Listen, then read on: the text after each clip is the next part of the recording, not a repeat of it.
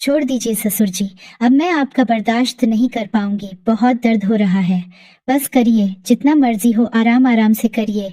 आज तो पहला दिन है। जी हाँ दोस्तों, ऐसा ही मेरी बहू मुझे कह रही थी। आज मैं आपको पूरी कहानी बताने जा रहा हूँ।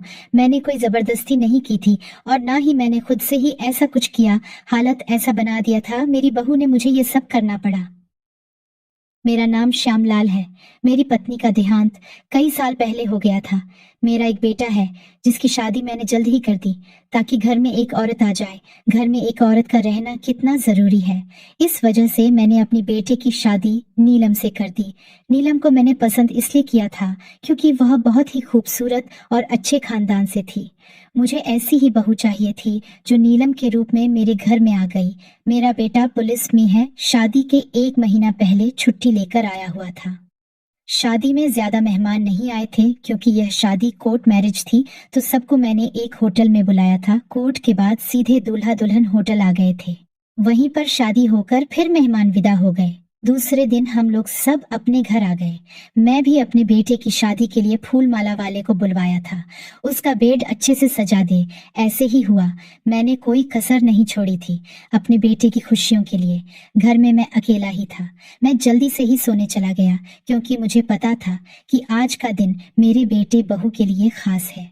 मुझे अच्छा नहीं लगा कि मैं देर रात तक जागता रहूं और मेरे बेटे बहू की प्राइवेसी में खलल पड़े।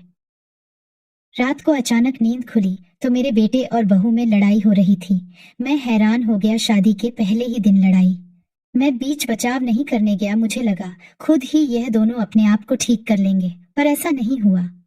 वो दोनों लड़ते लड़ते मेरे कमरे तक आ गए। मेरा बेटा बोला, आपने मेरे लिए कैसी लड़की ढूंढी है? ये कहती है कि तुम्हारा बहुत छोटा है। मेरी जिंदगी खराब हो गई। कहती है मुझे कुछ भी नहीं हो रहा, मैं तुम्हारे साथ नहीं रहूंगी। मैं वापस चली जाऊंगी उस इंसान के साथ। मैं कैसे रहूंगी जो मुझे खुश ना कर सके? जब तुम पहले दिन ही मुझे खुश नहीं कर पा रहे हो तो पूरी जिंदगी क्या करोगे? मैं हैरान हो गया, समझ नहीं आ रहा था मैं क्या बोलूं। मेरा बेटा बहुत गुस्से में था। दोनों एक दूसरे के ऊपर कीचड़ उड़ा रहे थे। मैं समझ नहीं पा रहा था कि लड़की जो पहले बार बहू बनकर आई है, और उसका यह रूप देखकर मुझे बहुत गुस्सा आने लगा था। मैं अपने बेटे को बोला, सब ठीक हो जाएगा, और बहू को भी बोला, सब ठीक हो जाएगा। आज का दिन ऐसे लड़ाई करने का नहीं है। तुम दोनों एक दूसरे के लिए नए हो, इस वजह से ऐसी दिक्कत हो रही है। आगे जाकर शायद ऐसी दिक्कत नहीं होगी। मेरी बहू बोली, दिक्कत कैसे नहीं होगी, इसका तो खड़ा भी नहीं होता। मैं अपने बेटे को पूछा, क्या बात है बेटा? उसने बोला, पापा मानता हूँ मुझे अभी दिक्कत है। पुलिस की ट्रेनिंग में चोट लग गई थी, इस वजह से अभी दिक्कत हो रही है। डॉक्टर ने बोला है कुछ दिनों में ठीक हो जाएगा। इतना सुनते ही मेरी बहू और भी ज्यादा आग बबूला हो गई और बोली, जब तेरे में दम नहीं था तो मेरे साथ तुमने शादी क्यों किया? इतना सुनते मेरा बेटा तुरंत ही घर छोड़कर चला गया। मुझे लगा कि मेरा एक ही बेटा था, वह भी मुझे छोड़कर चला गया है। मैं बहुत गुस्से में हो गया। जाकर मैंने दरवाजा बंद किया। वापस आकर देखा तो बहू बेड पर बैठी हुई थी।